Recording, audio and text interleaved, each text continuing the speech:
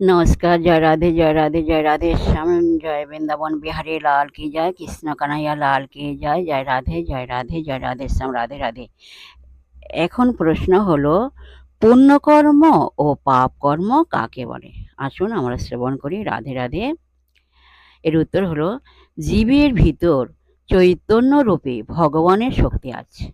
কোনো কোনো কাজে সেই শক্তির বিকাশ হয়, আবার কোনো কোনো কাজে উহা প্রসুপ্ত হয়। ওই চৈতন্য শক্তির বিকাশে জীবের সুখ ও উহার হ্রাসে জীবের দুঃখ হইয়া থাকে।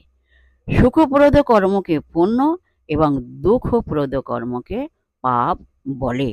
অতএব নিজ জীবনটি এমনভাবে নিয়ন্ত্রিত করো যেন তোমার কৃতকর্ম তোমাকে দুঃখী না করিয়া সুখের পথে লইয়া যায়। এই রূপে তোমরা নিজেরা সুখী